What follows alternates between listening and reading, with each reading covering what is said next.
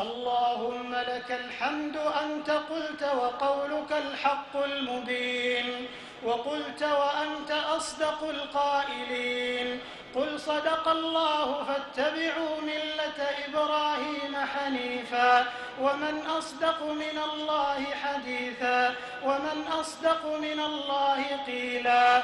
لا إله إلا الله المتوحد في الجلال بكمال الجمال تعظيما وتكبيرا، المتفرد بتصريف الأمور على التفصيل والإجمال تقديرا وتدبيرا، المتعالي بعظمته ومجده، الذي نزل الفرقان على عبده ليكون للعالمين نذيرا. سبحان الغفور التواب، سبحان العليم الوهاب، سبحان من خضعت لعظمته الرقاب ولانت لجبروته الشدائد الصلاب. رب الأرباب ومسبب الأسباب وخالق الناس من تراب، غافر الذنب وقابل التوب شديد العقاب، ذو الطول لا إله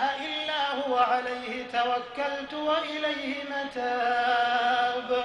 ونحن على ما قال ربنا وخالقنا من الشاهدين، ولما أوجب وألزم غير جاحدين، والحمد لله رب العالمين. وصلوات الله وسلامه على سيد الأولين والآخرين ورحمة الله للعالمين نبينا محمد وعلى آله الطيبين الطاهرين وصحابته الغر الميامين والتابعين ومن تبعهم بإحسان إلى يوم الدين.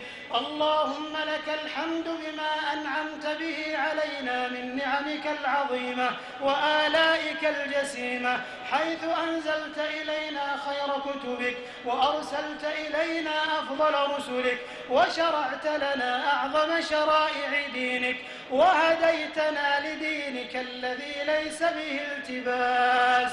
اللهم لك الحمد على ما يسرت من صيام شهر رمضان وقيامه. اللهم لك الحمد على ما يسرت من صيام شهر رمضان وقيامه وتلاوة كتابك العزيز الذي لا يأتيه الباطل من بين يديه ولا من خلفه، تنزيل من حكيم حميد. اللهم لك الحمد كما هديتنا للإسلام وعلمتنا الحكمة والقرآن.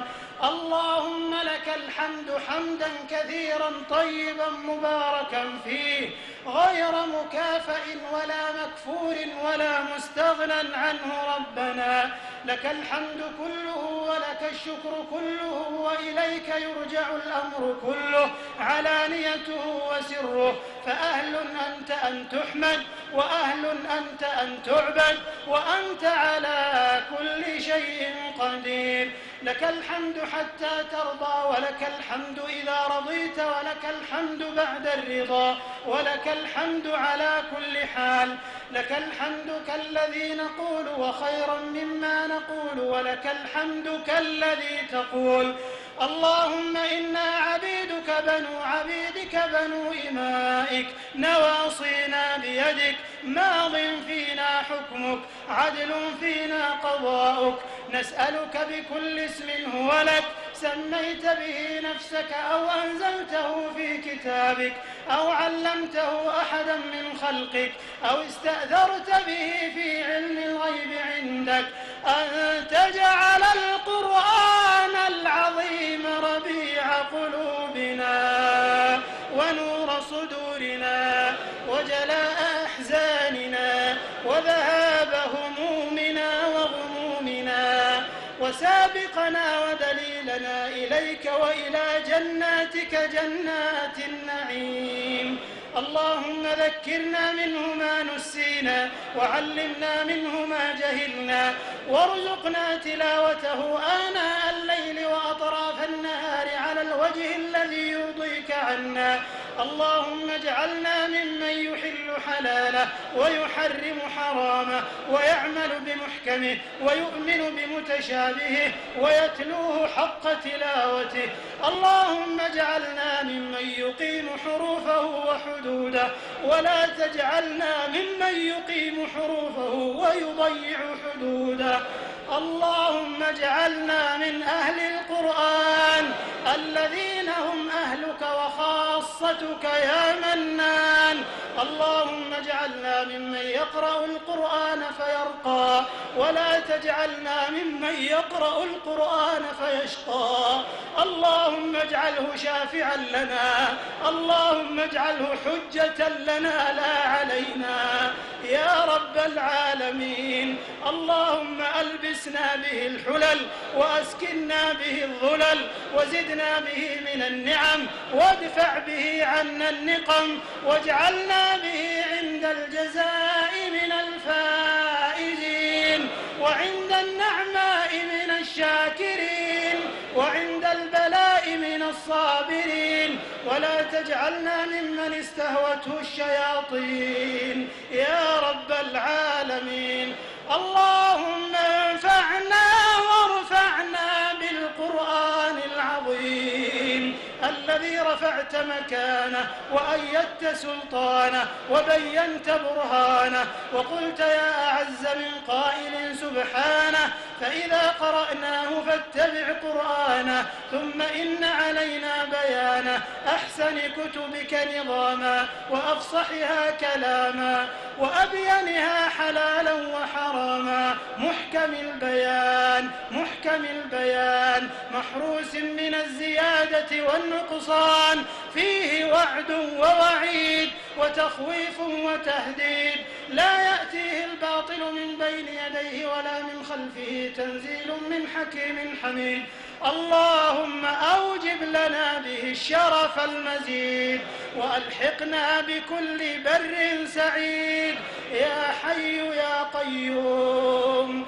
اللهم اجعل القرآن العظيم لقلوبنا ضياء ولأبصارنا جلاء ولأسقامنا دواء ولذنوبنا ممحصا وعن النار مخلصا وعن النار مخلصا وعن النار مخلصا يا رب العالمين.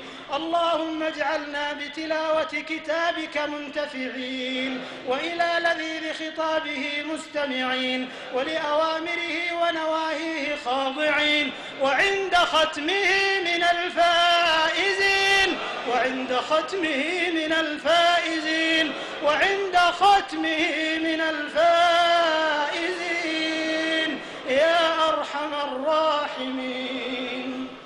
اللهم انقلنا جميعا بالقرآن العظيم من الشقاء إلى السعادة ومن الفقر إلى الغنى ومن السخط إلى الرضا ومن أنواع الشرور كلها إلى أنواع الخير كلها يا رب العالمين.